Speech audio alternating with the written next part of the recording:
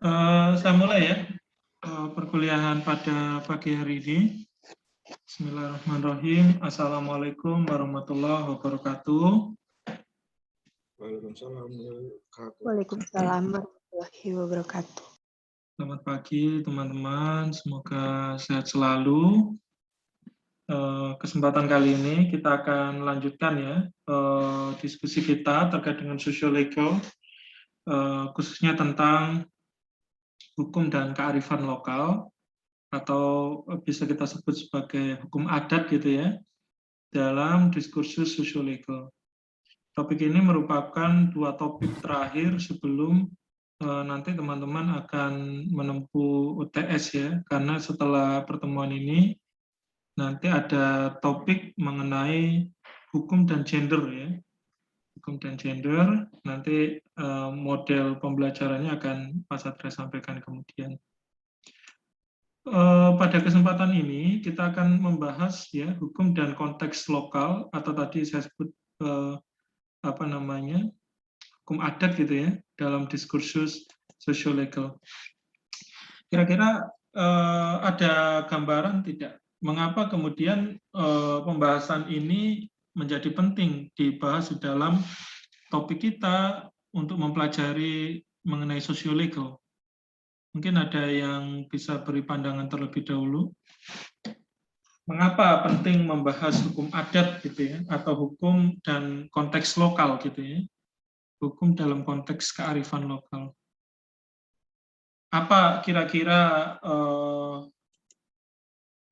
analisis kebutuhan gitu ya, yang perlu teman-teman identifikasi untuk menganggap bahwa diskursus ini penting gitu ya untuk pembahasan tentang sosiolego. Kira-kira apa? Apakah hukum nasional itu tidak mengakomodir seluruh kepentingan masyarakat adat? Ataukah justru teman-teman lebih prefer untuk memilih hukum adat Pak yang lebih bagus untuk menyelesaikan suatu proses atau persoalan hukum? Dari yang pertama, kira-kira siapa yang sependapat bahwa hukum nasional itu banyak keterbatasan gitu ya? Hukum nasional atau perundang-undangan nasional itu banyak keterbatasan. Ada yang sependapat dengan statement Pak Satria yang pertama di sini?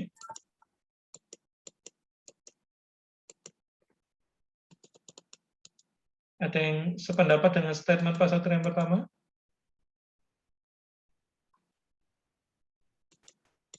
Hukum nasional itu penuh keterbatasan, Pak?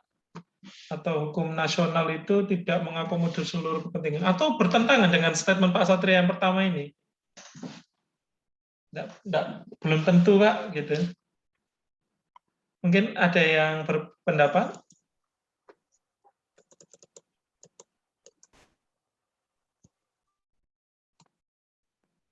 Mbak Dinda mungkin?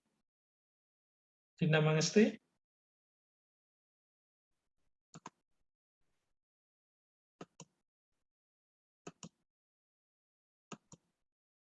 Atau Yanuar? Yang pernah membahas tentang TRIPS ini? Mungkin punya pandangan? Kalau menurut saya, hukum nasional juga belum 100% menjawab masalah atau apa yang dibutuhkan oleh indigenous people atau masyarakat adat. Karena hukum nasional menurut hemat saya, kalau pengetahuan dan sebenarnya pengalaman saya itu dibuat dan disusun untuk menciptakan suatu perdamaian yang bersifat nasional, bukan yang lebih kecil, yaitu seperti moral pada masyarakat tertentu, seperti adat suku mana dan mana, seperti itu, Pak. Oke, ya berarti sifatnya lebih umum ya, lebih general gitu ya, Yanuar ya? Sedikit, bukan menyimpang ya Pak, sedikit kurang tepat dengan kita juga kan mengenal hukum yang lebih spesifik mengalahkan hukum yang lebih general, gitu ya Pak. Teks spesialis derogat lebih general. Oke. Ya, itu termasuk salah satu legal argumentation atau legal reasoning yang cukup tepat ya untuk menggambarkan situasi dari hukum nasional. Oke, terima kasih, Yanuar. Mungkin yang lain, kalau punya pandangan berbeda, apakah hukum nasional itu betul-betul memisahkan kepentingan hukum adat di dalam pengaturannya, atau hukum nasional juga mengakomodir loh sebenarnya hukum adat itu. Kira-kira menurut teman-teman bagaimana? Sepakat tadi yang disampaikan oleh Yanuar atau punya cara pandang? Atau tadi yang pilihan Pak Satria yang kedua?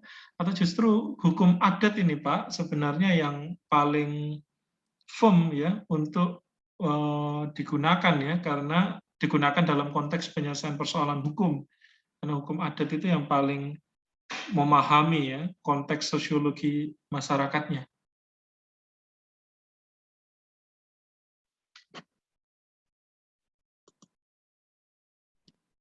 Ada yang berpendapat? Dari teman-teman MBKM?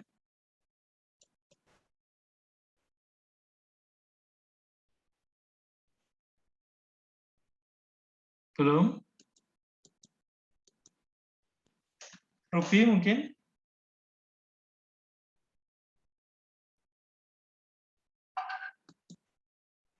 Belum juga? Oke,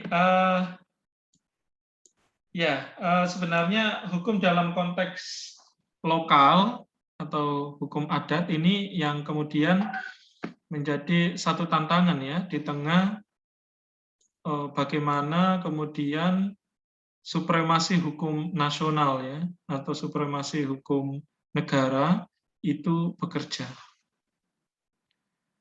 Pada saat yang sama kemudian masyarakat adat atau masyarakat lokal gitu ya menghadapi berbagai macam tuntutan dan tantangan ya. Tuntutan dan tantangan. Kenapa Pak Satra memilih diksi itu? Karena tuntutan bagaimana kemudian penggunaan hukum nasional itu untuk melegitimasi tindakan-tindakan negara di dalam rangka bahkan ya merintangi kepentingan hukum adat atau masyarakat adat. Misalkan ada salah satu undang-undang ya, Undang-Undang Nomor 1 tahun 60 ya di Indonesia, yaitu penggunaan national interest ya. Ini bisa teman-teman catat ya, kepentingan nasional atau kepentingan umum yang kemudian dapat menyingkirkan hak-hak, dalam konteks ini adalah hak ulayat dari masyarakat adat. Nah, indikator kepentingan umum itu seperti apa, Pak?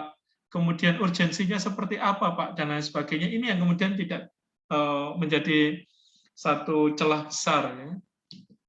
Sehingga supremasi hukum nasional kemudian terlegitimasi ya, atau semakin kuat.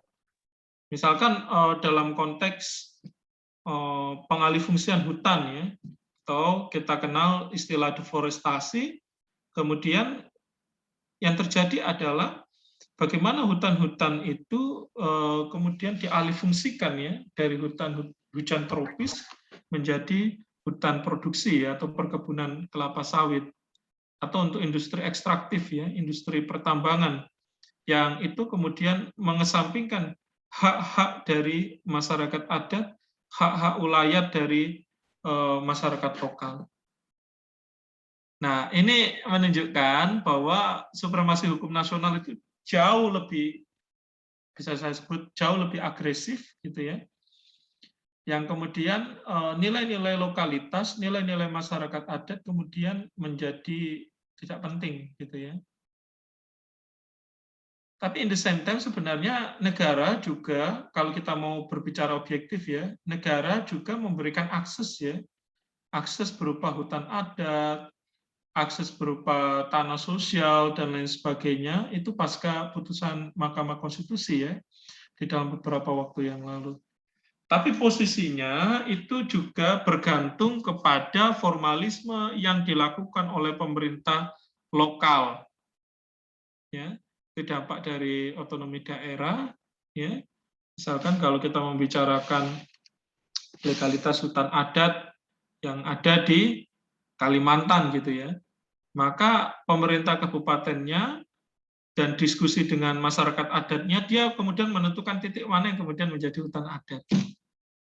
Pertanyaannya sekarang, kalau pemerintah lokalnya kemudian dalam tanda petik ya, dia mendapatkan uang dari pengusaha, kemudian dia mendapatkan pengaruh ya dari oknum-oknum pemerintah pusat dan lain sebagainya, yang kemudian prinsip-prinsip perlindungan masyarakat adat itu dikesampingkan, lantas pertanyaan besarnya, apakah bisa dilindungi?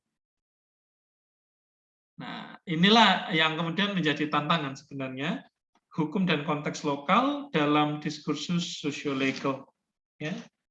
Bagaimana kita akan lihat face to face ya, perhadapan antara hukum nasional dan hukum adat, kepentingan pusat dan kepentingan lokal. Ya.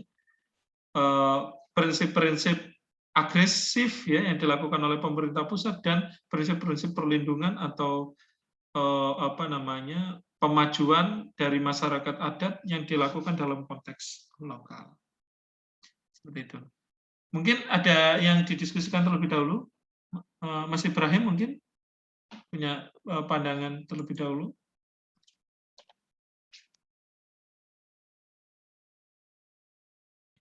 Sejauh ini masih belum. Belum punya pandangan? Masih belum. Oke ya. Yang lain mungkin ada pertanyaan? Belum? Sebentar ya.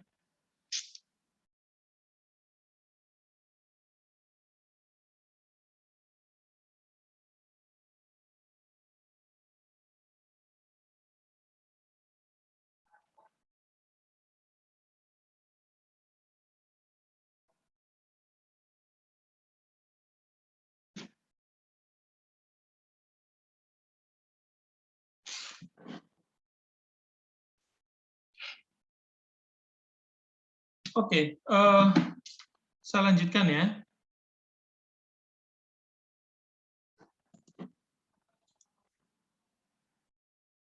Ini kok loadingnya sebentar. Oke, terkait dalam konteks ini, bagaimana perlindungan masyarakat adat ya, as a subject ya, sebagai suatu subjek hukum yang posisinya sebenarnya sangat rentan ya. Kalau kita lihat dalam konteks internasional, ada yang namanya UN Declaration on the Rights of Indigenous People, ya. Dan kalau di konstitusi dia di pasal 28I ayat 3 gitu ya. Ini sebagai screening awal ya. Karena sering Pak Satria ya ini di luar kelas ya disebut, wah Pak Satria kalau diskusi tentang sosiolegal kenapa Pak kok nggak pakai dasar hukum ya? Padahal dasar hukum juga sangat penting ya, jadi diskursus awal untuk memperdalam persoalan hukum yang menyertainya. Kembali, UN Declaration on the Right of Indigenous People, UN TRIPS ya, dia memberikan satu konsepsi tentang perlindungan masyarakat adat yang diakui oleh hukum HAM internasional sebagai subjek yang tadi Pak Satria sebut subjek yang sangat rentan ya terhadap perlindungannya dalam konteks pemajuan hak ulayatnya. Ya. Tentu UN TRIPS ini kemudian menjadi standar minimum ya terkait dengan kehormatan dan kemanusiaan, termasuk hak dari masyarakat adat untuk menentukan nasibnya sendiri, ya, right to self determination, ya, serta hak ulayat dan kebudayaan adatnya atau traditional lands and cultures, ya, itu menjadi perenungan bahwa dalam konteks ini masyarakat adat juga berhak untuk menentukan nasibnya sendiri. Menentukan nasibnya sendiri ini dalam artian seperti ini ya. Bagaimana kemudian kebijakan negara gitu ya, dalam spektrum yang luas, apabila berdampak kepada kepentingan masyarakat adat, mereka berhak dilibatkan atau wajib ya, bukan berhak lagi, tapi wajib dilibatkan di dalam rangka pembuatan kebijakan. Itu tafsir dari right to self-determination, hak menentukan nasibnya sendiri. Misalkan dalam konsesi pengelolaan hutan adat, misalkan gitu ya, bagaimana kemudian pelibatan masyarakat adat, pelibatan tetua, tokoh adat, itu sangat penting ya, di dalam rangka untuk menentukan nasib mereka. Sehingga ada yang namanya informed consent policy, ya, kebijakan yang mendapatkan persetujuan dari masyarakat adat itu sendiri. Sehingga salah kemudian cara pandang pemerintah pusat ya, yang kemudian ibaratnya tahu segalanya dan bisa mengatur segalanya dari kontrol di atas gitu ya, helikopter ya, kayak helikopter, dia bisa mengatur semuanya dari atas langit gitu ya. Padahal persoalan yang terjadi di masyarakat itu sangat kompleks. Ya. Persoalan di masyarakat tadi ya, khususnya masyarakat adat itu sangat kompleks. Ya. Di satu masyarakat adat sekalipun, kemudian menghadapi persoalan yang pro kontra, misalkan ketika menghadapi modernisasi seperti itu ya. Anggap saja itu kita sebut sebagai modernisasi yang kebablasan gitu ya. Apabila penggunaan otoritas negara kemudian tidak atau bertentangan dengan prinsip-prinsip pemajuan masyarakat adat. Khususnya satu poin yang krusial di sini adalah tentang hak ulayat dan kebudayaan adat. Tetapi sangat salah ketika negara kemudian tidak melibatkan masyarakat adat untuk membuat kebijakan, tadi ya, right to self-determination, hak untuk menentukan nasib, dan juga kepentingan ulayat dan kebudayaan adatnya. Apabila itu tidak dilakukan, negara dianggap salah, lalai, atau melanggar ya, melanggar hak atau melanggar mekanisme hukum yang melindungi kepentingan masyarakat, khususnya masyarakat adatnya, masyarakat lokal. Mengapa? Ini yang perlu kawan-kawan garis bawahi, karena sebelum ada negara, konsepsi negara yang kita anut saat ini, masyarakat adat itu sudah ada dan mendiami wilayah tersebut secara turun-temurun ya, berabad-abad yang lalu, ya, beratus-ratus tahun yang lalu. Ya. Itu yang kemudian menjadi satu garis bawah ketika kita membicarakan hak masyarakat lokal, hak masyarakat adat, mereka harus dilibatkan, termasuk tadi informed consent policy ya, kebijakan yang mendapatkan approval dari pemerintah kebijakan yang mendapatkan approval dari masyarakat adatnya. Why? Mengapa? Karena sebelum ada negara, karena sebelum ada pemerintah, kemudian masyarakat adat itu sudah ada dan sudah bertahan di wilayah tersebut, baik untuk melindungi hak ulayatnya, kemudian juga melindungi kebudayaan masyarakat adatnya, traditional lands and cultures. Ya. Sehingga itu yang menjadi persoalan. Dan teman-teman perlu diketahui, tidak hanya itu terjadi di Indonesia ya, persoalan kerawanan dan keamanan masyarakat adat itu tidak hanya terjadi di Indonesia ya, pelanggarannya, tapi juga terjadi di hampir seluruh negara di dunia yang menghadapi fenomena industrialisasi. Ya. Di Chile, di Amerika, di Australia, di beberapa negara di Afrika ya, bahkan almostly ya, sebagian besar negara di Afrika menghadapi situasi yang sama, yaitu ancaman terhadap masyarakat adatnya. Itu ya kalau dalam konteks internasional, sehingga UN TRIPS kemudian terbit dan lahir ya.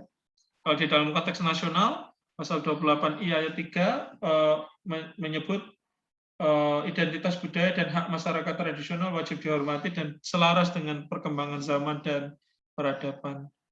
Dihormati dalam konteks ini adalah bagaimana perlindungan masyarakat adatnya. termasuk selain di pasal 28I ayat 3, teman-teman bisa simak di pasal 18B ya, ayat 2 dari Undang-Undang Dasar 1945 tentang pengakuan negara terhadap masyarakat adat ya yang eksis dan berkembang di Indonesia. Sampai sini mungkin ada pertanyaan atau ditambahi oleh Pak Ari. Silakan Pak Ari, kalau mau menambahkan. Halo Pak Ari. Dilanjut dulu mungkin Pak Set. Yang lain silakan jika ada pertanyaan atau tambahan. Sampai sini dipahami ya teman-teman ya.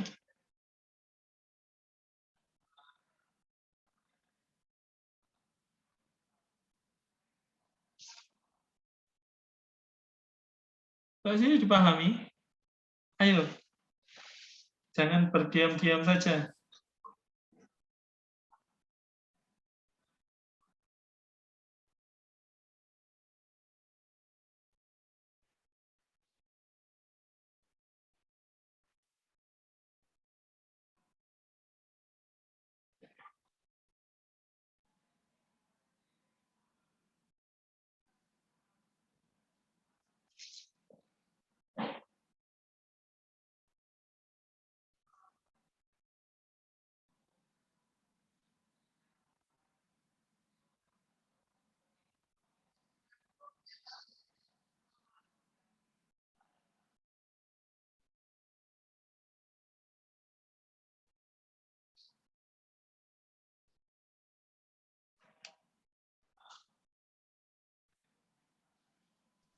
Pak Satria, bertanya Pak. Boleh. Saya tunggu pertanyaannya malah. Berarti peran adat dalam suatu negara itu sangat penting. Iya. Ini Pak, yang mau saya tanyakan, semisal ada sebuah adat di sebuah negara itu, semisal punya adat gitu Pak. Nah, tapi pemerintahan di negara tersebut itu kayak perlahan waktu itu pelan-pelan mengikis adanya adat tersebut Pak. Nah, sampai ya habis gitulah. Kira-kira menurut Pak Satria sendiri dampak buruknya apabila sebuah negara itu tidak memiliki adat sama sekali itu apa? Ya, makasih banyak Ibrahim. Nah, ini pertanyaan yang saya tunggu-tunggu ya. Ini pertanyaan penting yang saya tunggu-tunggu sebenarnya. Tentang bagaimana Pak, ketika masyarakat adatnya atau masyarakat bangsanya dari suatu wilayah itu kemudian tidak betul-betul merdeka, apa yang terjadi? Yang terjadi adalah pada suatu wilayah atau pada suatu tempat itu atau pada suatu negara itu misalkan ya, maka negara tersebut akan ditempati atau akan didiami oleh orang-orang yang bukan berasal dari masyarakat adatnya sendiri atau masyarakat bangsanya sendiri. Itu kemudian konsekuensi yang luar biasa besar ya, Ibrahim dan teman-temannya. Misalkan kalau kita membicarakan masyarakat adat di Amerika, ya, siapa masyarakat adat di Amerika? Indian ya. Suku Indian. Indian ya, Apache ya.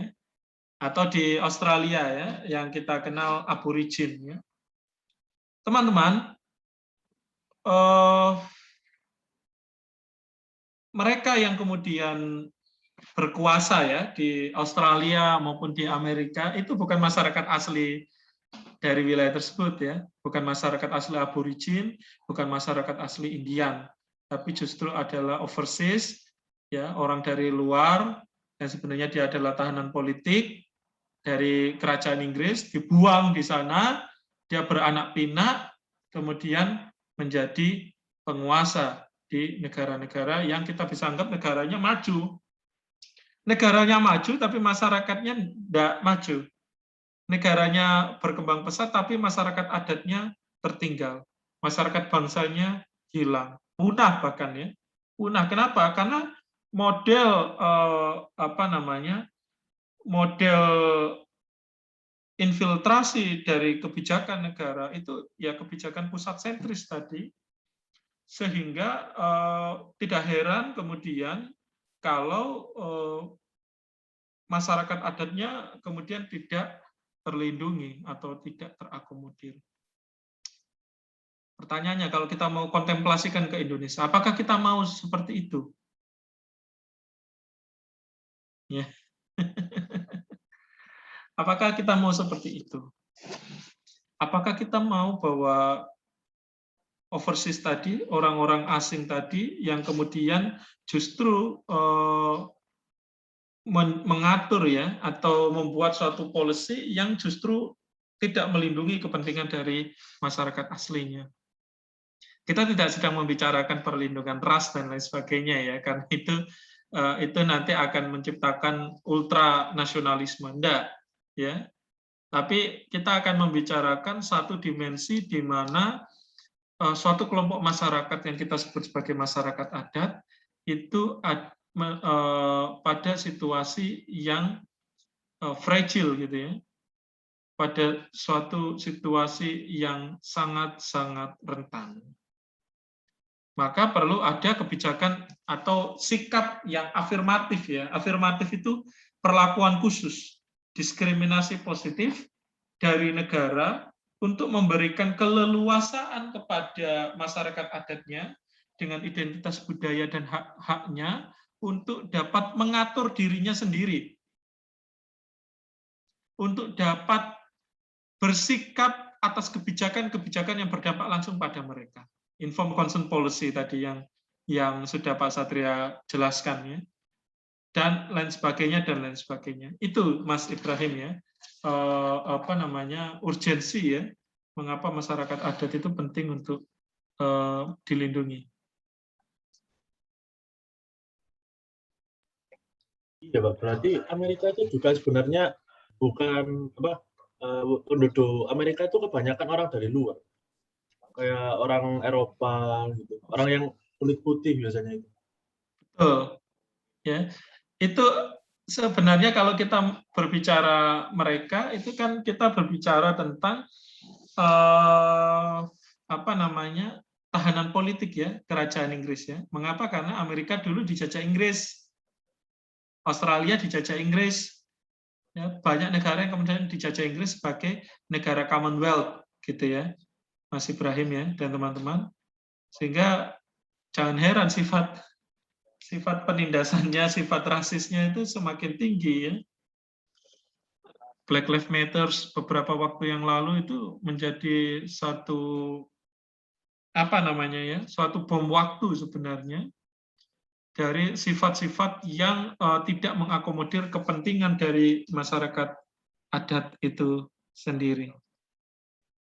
Jadi itu ya Mas Ibrahim ya dan teman-teman, mengapa urgensi perlindungan hukum masyarakat adat itu penting dilakukan. Mungkin teman-teman yang lain, jika ada pertanyaan, silakan. Baik Pak, terima kasih atas. Terima kasih ya Ibrahim ya. Bagus sekali pertanyaannya. Silakan yang lain.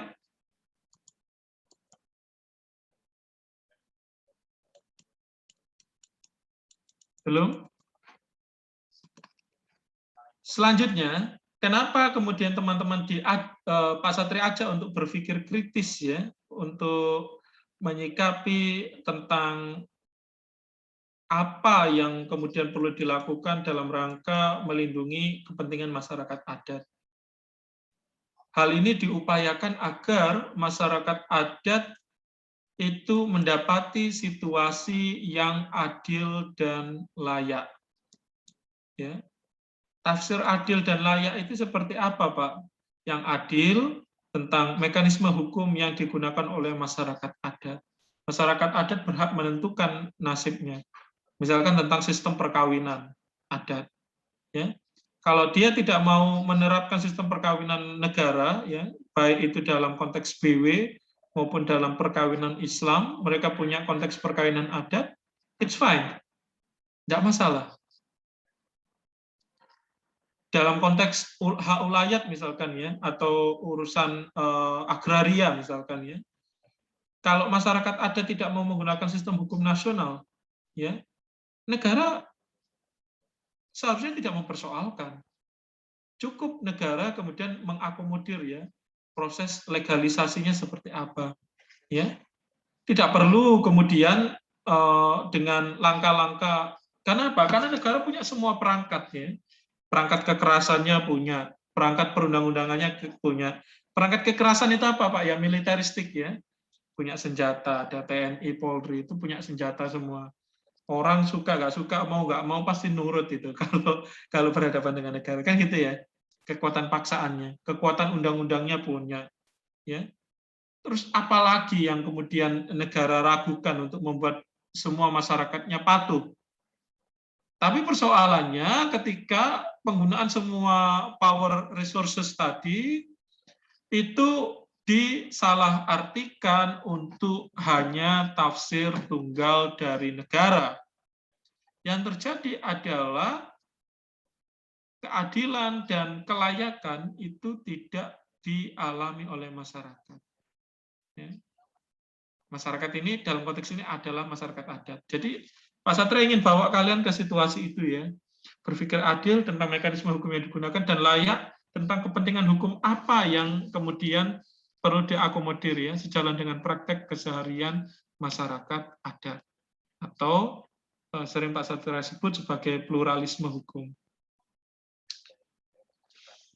Nanti ya, Pak Satria ini akan sampaikan materi mungkin setengah jam, 1 jam ya. Nanti teman-teman saya beri link untuk menonton film ya di e-learning ya. Pak Satria akan bawa teman-teman ke filmnya Watchdog ya dengan judulnya Kinipan ya. Kinipan itu salah satu wilayah ya, wilayah masyarakat adat di Kalimantan ya, Laman Kinipan, di mana masyarakatnya menghadapi situasi yang betul-betul sangat terancam ya, sangat tertindas khususnya dalam hal perlindungan kepentingannya untuk melindungi wilayah ulayatnya ya. Dari apa Pak? Dari perkebunan kelapa sawit tadi ya, dari perkebunan kelapa sawit. Sehingga nanti teman-teman bisa reflektif ya dengan membuat suatu analisis atau jawaban-jawaban sederhana di dalam e-learning ya untuk merefleksikan dari film itu dan juga engagement-nya dengan materi yang Pak Satria sajikan pada hari ini. Nah, itu penting ya, berpikir kritis dalam konteks masyarakat adat. Saya lanjut ya. Adat dan pluralisme hukum. Mengapa penting? Ini memperhatikan ya konteks lokal di dalam rangka pendidikan hukum, ya. Karena teman-teman harus ketahui ya, di berbagai daerah di Nusantara, di Indonesia, hukum adat itu sangat kuat ya. Selain adat itu juga ada norma agama. Bahkan norma agama itu disandingkan ya sebagai bagian dari hukum adat ya. Ini di beberapa daerah di Minang, beberapa daerah di Aceh ya. Itu hukum agama itu menjadi suatu supremasi hukum dari masyarakat lokalnya. Ya. Maka atas dasar hal tersebut perlu mengalami hubungan antara hukum nasional dengan norma atau aturan lokal yang lahir dari kebiasaan dan atau agama. Karena ini akan menentukan sukses atau tidaknya suatu aturan hukum, suatu mekanisme hukum itu dapat dijalankan oleh masyarakat atau tidak. Ketimbang membuat aturan hukum yang banyak, canggih, besar, ya, misalkan omnibus law gitu ya. Tetapi faktanya di dalam implementasinya, satu, dia tidak betul-betul dapat dijalankan, dua, dia tidak betul-betul dapat diilhami sebagai suatu aturan hukum oleh masyarakatnya. Sehingga yang terjadi adalah denial atau penolakan. Nah, ini yang tentu tidak diharapkan di dalam konteks adat dan pluralisme hukum, dan mengapa pentingnya ini kita pelajari di dalam konteks sosiolegal. Sehingga nanti teman-teman kalau mau meneliti ya, akan menindaklanjuti dengan aktivitas penelitian yang dilakukan terkait dengan sosiolegal, pendekatan yang dilakukan di dalam konteks memahami fenomena masyarakat adat itu menggunakan pendekatan etnografi. Ya, teman-teman bisa catat atau teman-teman bisa garis bawahi. Pendekatan etnografi ini adalah melihat gejala yang terjadi di masyarakat, kemudian mengengage atau menyatukannya dengan pendekatan hukum atau peraturan perundang-undangan atau keputusan-keputusan terdahulu, ya, atau jurisprudensi. Nah, engagement ini berangkat dasarnya adalah studi tentang gejala yang terjadi di masyarakat. Nah, itu adalah studi etnografi. Dan biasanya dia riset tidak sehari 2 hari, ya. Dia melihat fenomena itu bisa jadi sampai puluhan tahun, ya.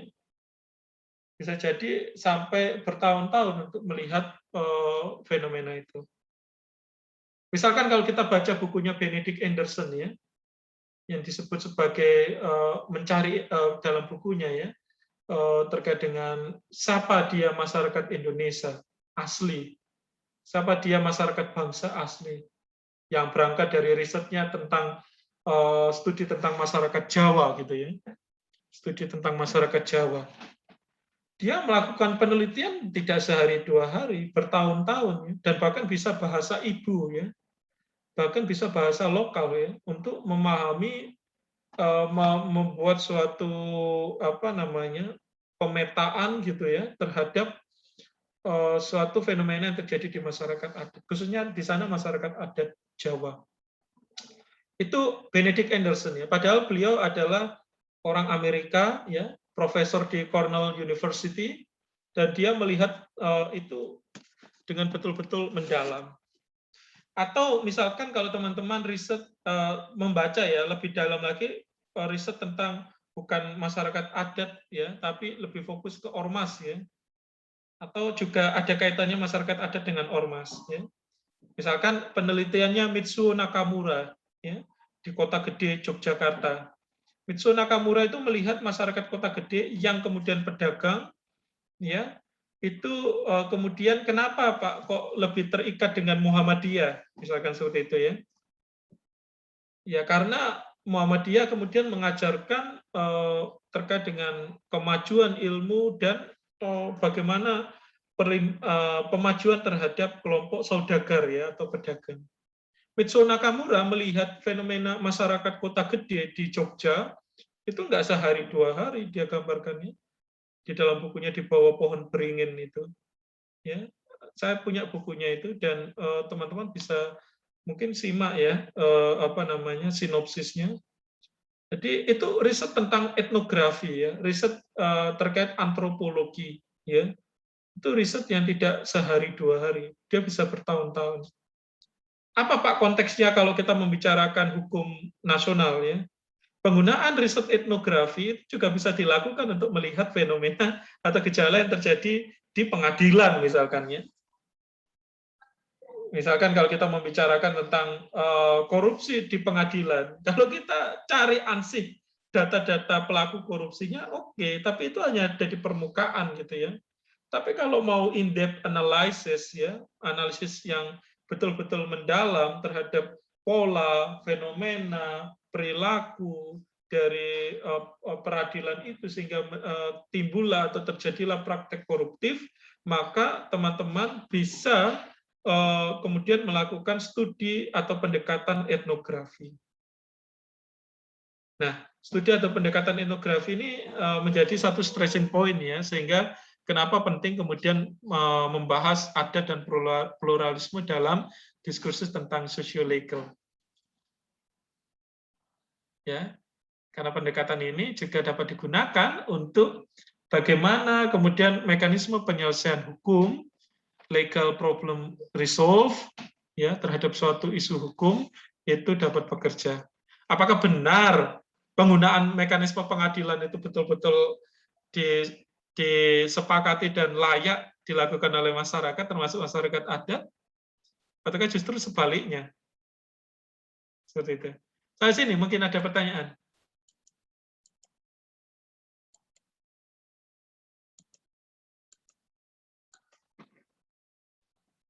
Belum?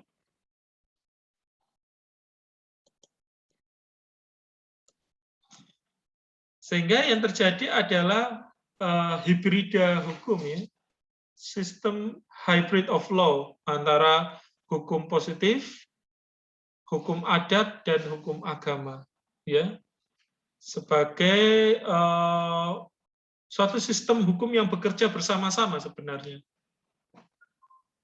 Walaupun dalam pertimbangan penegak hukum, hukum positif inilah yang kemudian diletakkan di utama. Padahal hukum adat dan juga hukum agama, ya, atau syariat, ya, atau hukum agama lain, misalkan agama Kristen di masyarakat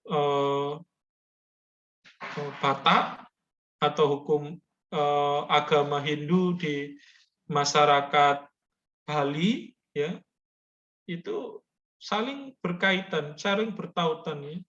Artinya ini tidak apa ya istilahnya, ya, tidak ada satu hal yang kemudian menegasikan hukum-hukum lain, ya. Misalkan hukum positif saja, Pak, hukum adat, hukum agama tidak usah, atau sebaliknya, hukum adat saja, Pak, hukum positif dan hukum agama tidak diperhatikan, tidak, ya. Ketiga-tiganya, hukum positif, hukum adat, dan hukum agama, dia bekerja bersama-sama, dia kemudian mengatur bersama-sama sebagai praktik dan koeksistensi dari hukum yang berlaku di masyarakat. Ya. Karena apa? Karena ketiga-tiganya menjadi suatu sistem yang hybrid, ya, atau bercampur, ya, bersangkut paut di antara ketiganya. Dan tidak ada yang saling dipertentangkan, tidak ada yang perlu saling dipertentangkan, ya. Ini yang perlu teman-teman garis bawahi, ya, dari statementnya Andrew Herding, ya. Ya. Tidak ada satu prinsip yang perlu dipertentangkan, karena ketiga-tiganya itu bekerja bersama dalam melihat suatu fenomena atau isu hukum yang terjadi di masyarakatnya. Jadi salah kemudian kalau sosiolegal ini studi atau mata kuliah yang kemudian menegasikan hukum positif. Tidak. Ya. Karena pada kedudukannya sebagai suatu sumber hukum, hukum positif, hukum adat, hukum agama, dia bekerja bersama-sama. Sebagai suatu sistem hibrida tadi, sebagai suatu hybrid system. Ya. Jadi itu yang perlu teman-teman reflektifkan, perlu teman-teman garis bawahi, sehingga tidak ada apa ya penyangkalan gitu ya, bahwa oh kalau studi sosiolegal itu hukum positif, enggak seperti itu ya. Tinggal bagaimana prioritasnya saja. Kalau tadi dalam konteks pendekatan etnografi, ya pendekatan konteks masyarakatnya dulu, ya, dilihat, diamati, baru pendekatan hukumnya. Ya.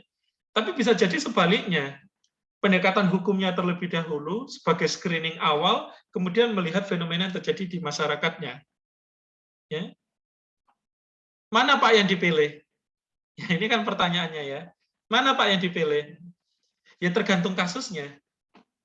Ya, Pak Satria bisa sampaikan itu. Karena ini sebenarnya di sebelah Pak Satria juga sedang ikut konferensi internasional tentang sosiolegal ya. Di beberapa hari yang lalu Pak Satria juga mengikuti sosiolegal masterclass ya, di supervisi atau diajari langsung oleh profesor dari Universitas Leiden ya di Belanda ya. Ada Profesor Adrian Bettner, ada Dr. Jack Willenfeld ya, dan beberapa pakar yang lain ya. Dan menyebutkan itu, ya konteks tinggal dipilih saja apakah pendekatan etnografi yang itu melihat fenomena masyarakatnya terlebih dahulu kemudian mekanisme hukum, atau pendekatannya adalah pendekatan hukum dahulu sebagai screening awal kemudian pendekatan masyarakatnya. Tapi yang jelas, tiga sumber hukum ini berjalan saling beriringan, itu satu yang perlu teman-teman garis bawahi atau catat. Yang kedua adalah skala prioritasnya itu dilihat sesuai dengan case per case, ya, sesuai dengan isu hukum yang akan dianalisis lebih lanjut. Nah, di sini paham, teman-teman?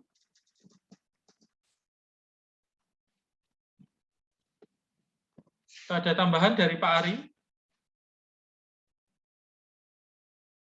Ya, Pak Satria. Baik, terima kasih. Saya ingin sedikit menambahkan ya terkait dengan bagaimana bekerjanya hukum itu. Kalau kita kan mengakui ya, negara mengakui penggunaan hukum adat itu ataupun hukum agama ya.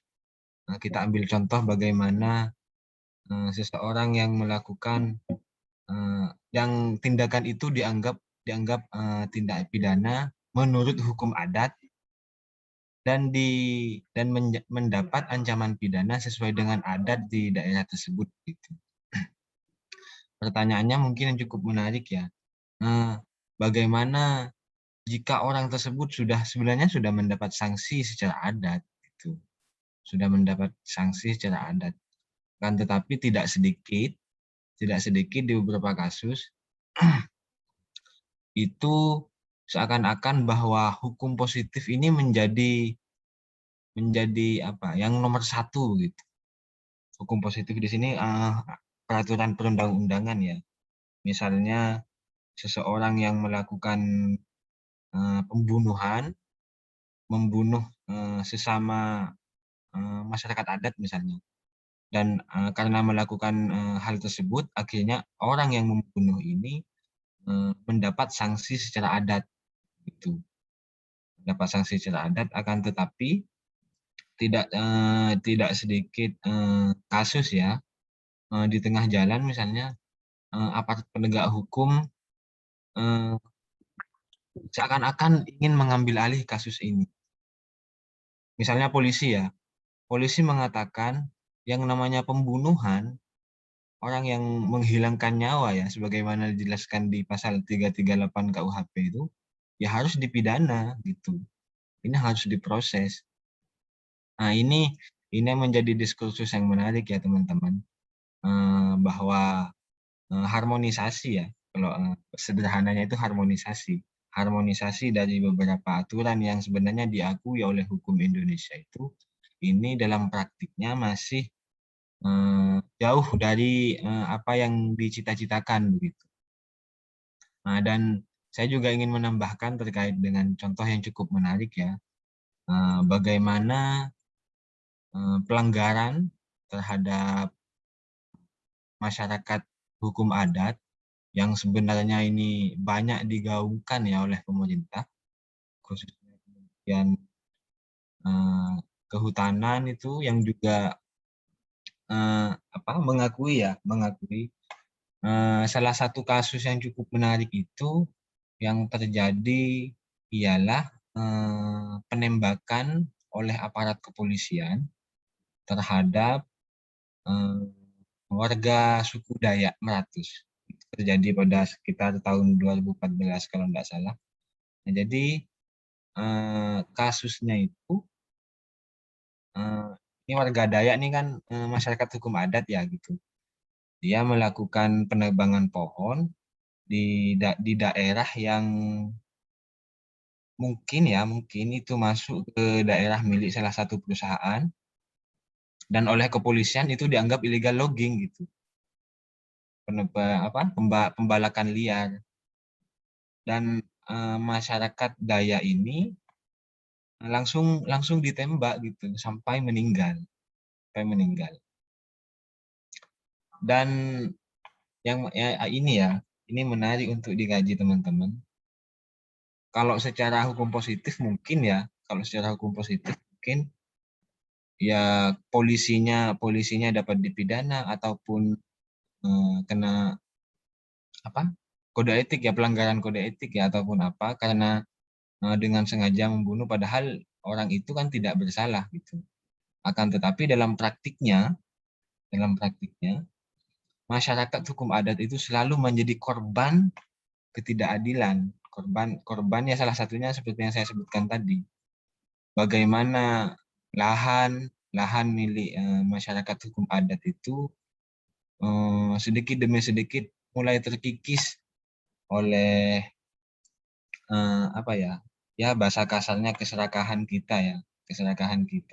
Dan ini yang terjadi di Kalimantan. Salah satunya ya yang dilakukan oleh PT Codeco Timber itu. Yang menjadi persoalan ialah konsesi perusahaan itu masuk ke dalam adat Batu Lasung. Jadi perusahaannya itu seakan-akan main klaim sendiri bahwa ya perusahaan datang dan mengklaim bahwa ini milik saya. Ya, ini yang menjadi persoalan. Dan masyarakat hukum adat itu tidak bisa istilahnya mau ngelawan ya, mau mengklaim ini tanah saya. Oke, itu memang tanahnya masyarakat adat. Tapi karena memang yang namanya masyarakat adat tidak ada dokumen resmi misalnya, tidak ada surat ijo atau apa terkait dengan pemilikan lahan misalnya. Ini sebenarnya yang menjadi diskursus yang menarik dan perlu mendapat perhatian khusus oleh pemerintah. Teman-teman mungkin nanti bisa mengkaji terkait dengan kasus ini, ataupun nanti bisa dibuat semacam artikel nanti sehingga nanti bisa dijadikan jurnal misalnya ya. Nah, ini cukup menarik teman-teman. Mungkin itu saja Pak Satria. Teman-teman saya ingin tanggapannya ya terkait dengan apa yang saya sampaikan tadi. Terima kasih. Ya, mungkin teman-teman ada pendapat terkait dengan apa yang disampaikan Pak Ari. Jadi yang disampaikan Pak Ari itu tidak hanya satu kasus ya, dan banyak, dan tidak hanya satu orang ya, tapi juga bisa menyerang satu kelompok masyarakat adat ya, kalau kita membicarakan itu ya. Kalau kita membicarakan misalkan di Kinipan tadi yang Pak Satria sebut, ada namanya Effendi Buhing yang kemudian juga menghadapi proses pidana ya, karena dia melindungi hak ulayatnya dari konsesi tanah atau perkebunan kelapa sawit ya, yang ada di Laman Kinipan di Kabupaten Limandau di Kalimantan Selatan. Nah, ini juga menjadi satu persoalan gitu ya. Jadi satu persoalan yang jamak terjadi di masyarakat adat kita. Dan tentu in the same times dalam konteks ini adalah bagaimana kemudian kontribusi teman-teman as a legal scholars ya untuk kemudian memberikan alternatif solusi bahwa oh ini loh yang sebenarnya terjadi. Oh, ini loh, tidak hanya aturan hukum positif yang berlaku, tapi juga ada mekanisme hukum adat, hukum agama yang berlaku, kemudian wajib dihormati dan dijalankan sungguh-sungguh sebagai satu aturan yang tidak boleh atau tidak bisa saling dinegasikan gitu ya. Nanti yang didulukan positif, hukum positif dulu, tapi hukum adat, hukum agama tidak, atau hukum adat saja, hukum positif, hukum agama tidak, dan sebagainya, dan sebagainya.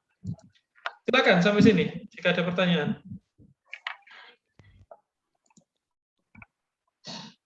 Mas Arief atau Mbak Meli? Silakan, Mbak Meli mau tanya? Nggak ada.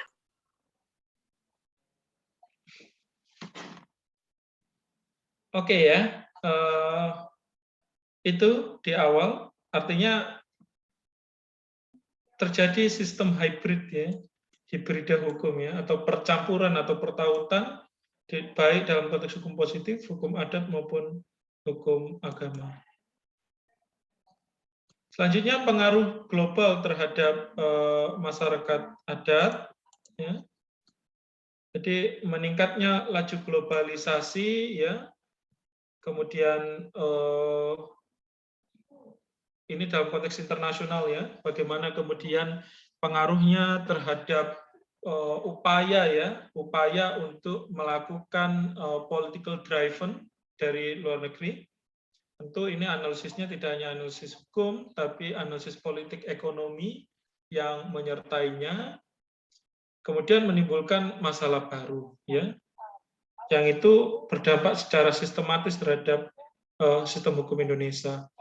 Khususnya yang dimaksud dalam konteks ini masalah baru ketika kemudian ini titik tekannya ya teman-teman ya pada praktek bisnis ya atau business and human rights ya, di mana aspek-aspek investasi ya, aspek-aspek ekonomi makro yang dilakukan oleh negara melalui kebijakannya dan tuntutan tadi globalisasi itu mengharuskan kemudian negara bersifat sangat agresif ke dalam posisi dan kedudukan dari hukum nasional atau hukum negara itu sendiri. Sehingga terjadi apa Pak? Negara menegasikan atau meniadakan hukum adat atau hukum agama. Karena apa? Karena dianggap tidak menimbulkan suatu demand ya atau keuntungan. Itu kalau bahasanya anak sekarang itu nggak menghasilkan cuan gitu ya bagi negara. Dampaknya adalah investasi itu menjadi ugal-ugalan dan aturan-aturan hukum yang melindunginya kemudian menjadi sangat agresif ya. Ini belajar dari kasus Omnibus Law gitu ya. Omnibus Law misalkan kalau kita membicarakan klaster lingkungan hidup ya, untuk mengundang investasi sebesar-besarnya di industri ekstraktif atau industri perkebunan, tadi saya sebut kelapa sawit ya, CPO ya, komoditas-komoditas itu dan lain sebagainya, mereka bahkan harus mengobral ya dalam tanda petik hukum nasional. Bayangkan ya, hukum nasional yang sedemikian rupa itu ini bahasanya karena Pak Satrio juga mengajar hukum perdagangan internasional gitu ya, diharmonisasi ya, ada harmonisasi regulasi. Bahasa sederhana dari harmonisasi regulasi itu adalah mau didikte gitu ya, undang-undang kita mau didikte, undang-undang kita mau dirubah agar apa Pak? Agar sesuai dengan keinginan dari pasar, keinginan dari investor.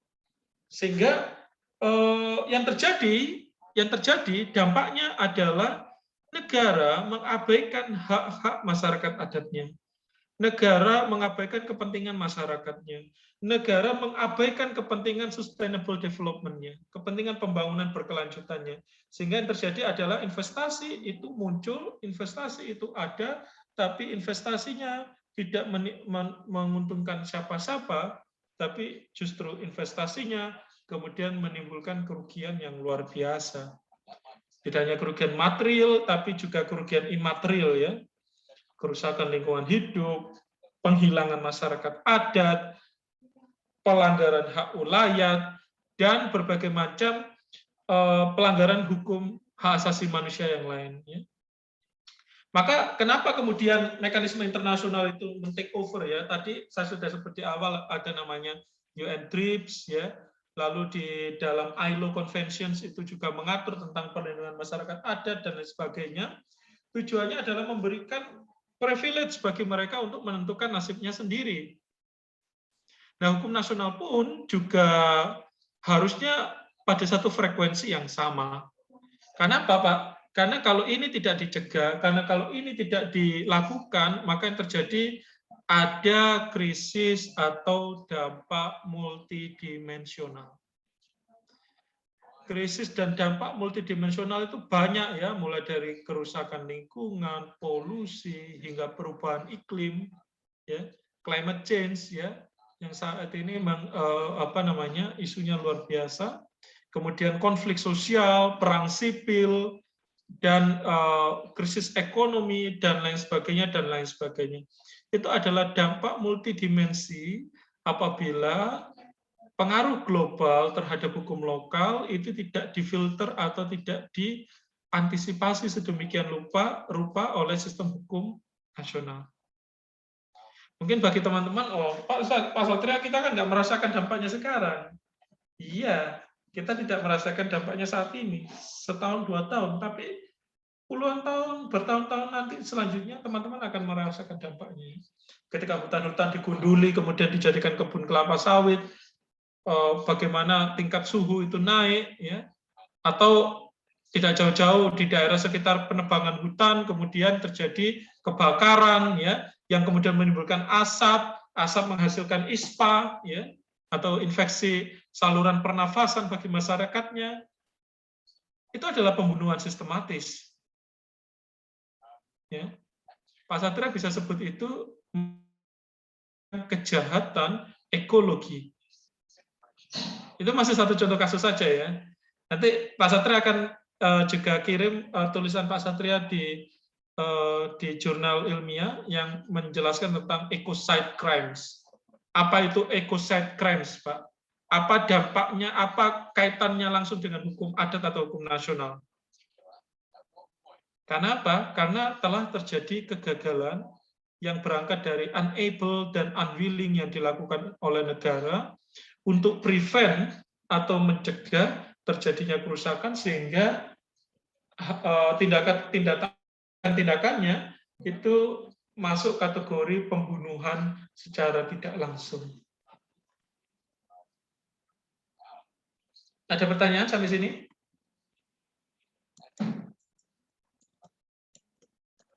Masih kurang percaya bahwa dampak hukum adat atau hukum lokal itu berpengaruh sangat signifikan untuk masa depan kalian? Ada yang masih menyaksikan statement Pak Satria?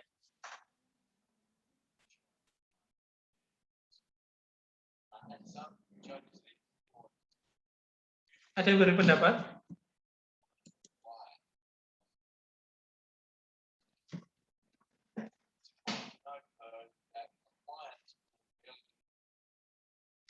Ya, dalam perkembangan terbaru, termasuk dalam konteks bisnis ya, ada yang kemudian namanya business and human rights gitu ya, bisnis dan hak asasi manusia. Itu terkait dengan compliance ya, korporasi terhadap aktivitas bisnis yang dilakukannya. Compliance dalam hal ini adalah satu, compliance terhadap mekanisme human rights, yang kedua compliance terhadap bisnis sehat, dan yang ketiga compliance terhadap pembangunan berkelanjutannya atau prinsip-prinsip ekologis. Itu yang kemudian sekarang sedang dikembangkan oleh PBB. Mengapa? Karena ini sebenarnya tidak ada sangkut pautnya, Pak. Urusan HAM dengan urusan bisnis itu dua alam yang berbeda. Tapi tidak bisa seperti itu kalau situasinya terjadi begini. Khususnya cara pandang itu khususnya terjadi pada negara berkembang, ya. Khususnya pada negara destinasi atau tempat investasi dari negara asing, ya.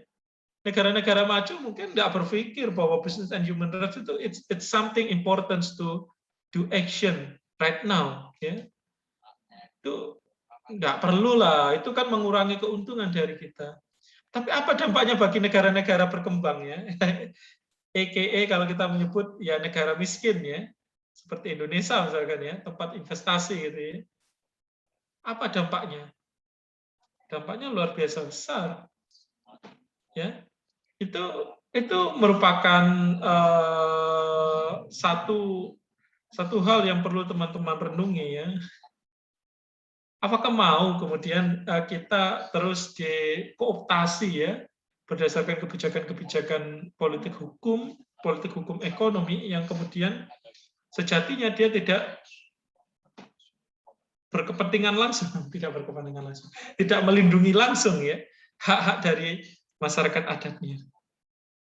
Nah ini yang saya rasa teman-teman perlu renungi. Teman-teman perlu refleksikan secara kritis bagaimana situasinya saat ini. Begitu ya.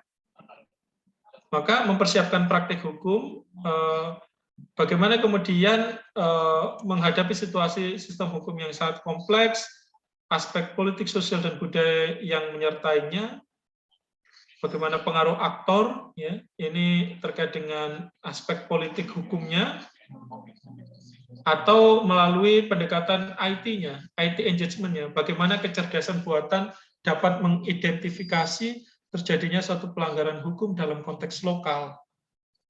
Dan juga bagaimana penggunaan piranti atau jaringan yang kemudian bermanfaat di dalam rangka membongkarnya, atau misalkan media sosial atau media alternatif ya, seperti yang dilakukan oleh Watchdog ya, yang sekarang melakukan ya saya sebut itu hasil jurnalisme investigatif ya, hasil research by journalism yang itu membelalak mata kita ya. Sebelumnya ada Sexy Killers yang kemudian membuat kita tahu bahwa praktek oligark itu luar biasa kuat pada bisnis batubara. Kinipan nanti teman-teman akan lihat ya, bagaimana bekerjanya korporasi itu sangat menindas kepentingan masyarakat adat. Sekarang surat cinta dari Pantura misalkan ya, untuk melihat sejauh mana pertambangan ya, aktivitas pertambangan itu menjadi double burden ya, jadi penindasan berganda bagi masyarakat di sekitar Pantura. Kenapa? Karena Pantura itu kan biaya kos ekonominya sangat murah ya, karena di sana UMR-nya rendah gitu ya. Tapi in the same times wilayahnya juga ditambang gitu ya. Jadi masyarakat itu mengalami penindasan berganda. Itu film Surat Cinta dari Pantura.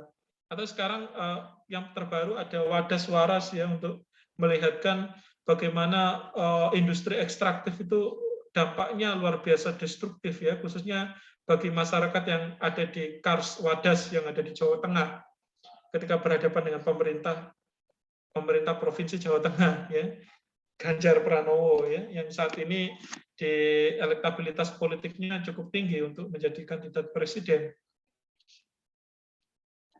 Nah, ini yang menurut saya penting ya, untuk mengetahui pengaruhnya terhadap praktek hukum secara lokal. Perangkat-perangkat tadi, unsur-unsur tadi itu adalah identifikasi untuk mengetahui kesiapan bagaimana kemudian terjadinya pertautan atau engagement antara hukum positif dengan hukum adat dan hukum agama tadi. Sehingga ketiga-tiganya dapat bekerja dengan baik. Sehingga pendekatannya tidak hanya pendekatan ansih based on regulation saja, atau ansih based on customary saja, atau melalui hukum atau melalui kebiasaan saja, tapi juga membutuhkan perangkat-perangkat sosio-politik, ekonomi, dan juga teknologi untuk mengetahui efektivitasnya. Dipahami ya teman-teman ya sampai sini ya? Apa ada yang kurang paham?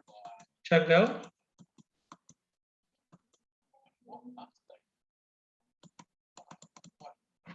Belum? Ya, ini terakhir ya.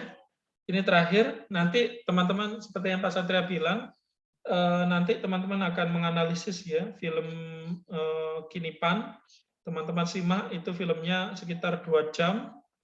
Lalu teman-teman bisa refleksikan ke dalam kuis ya. Nanti saya beri 1 pertanyaan kuis untuk reflektif, untuk tahu ya sejauh mana responsi ya atau pemahaman teman-teman dari hukum adat dan kearifan lokal dalam studi sosiolegal yang Pak Satria sudah jelaskan atau kita diskusikan tadi terhadap suatu kasus ya.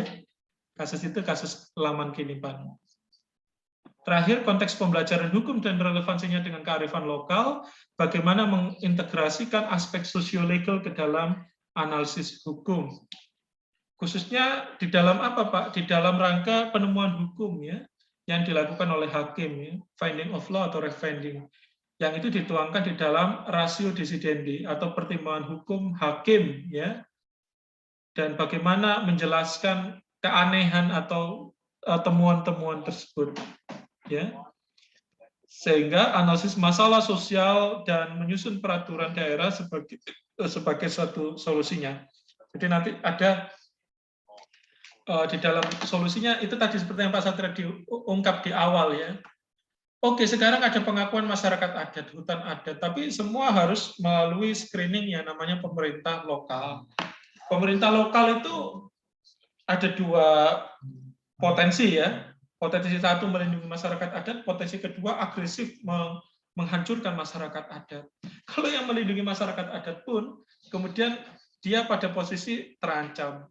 contoh Wakil Bupati Kabupaten Sangihe ya di Sulawesi ya, yang ketika menolak tambang emas di Kepulauan Sangihe, dia kemudian ternyata dibunuh ya. Dibunuh oleh siapa Pak? Tidak tahu ya. Gerakan premanisme yang pasti ada kaitannya dengan tambang emas yang akan dilakukan oleh investor yang ada dari Kanada ya, yang akan melakukan tambang emas di Pulau Sangihe. Atau yang terjadi di Laman Kinipan ya, ketika pemerintah desanya dituduh korupsi. Ini ceritanya dituduh korupsi. Ya, Effendi Puwing juga dianggap nyuri hasil-hasil perkebunan dari perhutani gitu ya, dan lain sebagainya. Sehingga mereka kalau mau mengadvokasi dirinya sendiri pun juga akan susah ya, karena menghadapi satu ancaman yang serius. Entah itu ancaman nyawa, entah itu ancaman pemidanaan dan sebagainya. Nah, ini bisa jadi satu titik krusial, satu titik reflektif yang perlu teman-teman lakukan tentang apa yang seharusnya terjadi ya, tentang bagaimana peraturan daerah itu seharusnya melindungi kepentingan masyarakat adat. Sehingga mengintegrasikan konteks lokal dalam mempelajari hukum dan penelitian sosio-legal. Tadi saya sebut ya, dengan melakukan pendekatan etnografi yang menitik beratkan terhadap masyarakatnya dulu, kemudian mekanisme hukumnya kemudian, atau sebaliknya, melakukan screening dulu terhadap aturan hukum, baru melihat fenomena yang terjadi di masyarakat. Oke? Saya rasa itu, teman-teman. Mungkin ada pertanyaan sampai sini.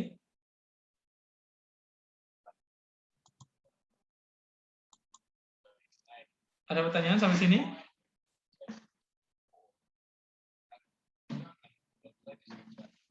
Kalau belum, itu tadi ya, teman-teman bisa simak selekas ini, 10 menit lagi, di e-learning. Pak Satria akan kasih linknya untuk film Kinipan. Teman-teman setelah nonton film tersebut, tolong refleksikan ke dalam kuis yang nanti akan Pak Satria sampaikan di e-learning. Sehingga ini modelnya hybrid ya, antara sinkronus maupun asinkronus pada pertemuan kali ini. Ada lagi pertanyaan? Kalian bisa feel free ya selama jam perkuliahan ini untuk menanyakan juga di WhatsApp group untuk memperdalam atau untuk menanyakan sesuatu hal yang belum kalian pahami. Atau bisa japri kalau teman-teman prefer ya, untuk menjaga privasi misalkan, boleh. Ya. Terpenting adalah teman-teman memahami apa yang Pak Satria ajarkan gitu ya, atau yang kita pelajari di dalam diskusi sosio-legal ini. Saya rasa cukup. Terima kasih. Kurang lebihnya mohon maaf. Akhir kata, wassalamualaikum warahmatullahi wabarakatuh. Waalaikumsalam. Waalaikumsalam warahmatullahi wabarakatuh.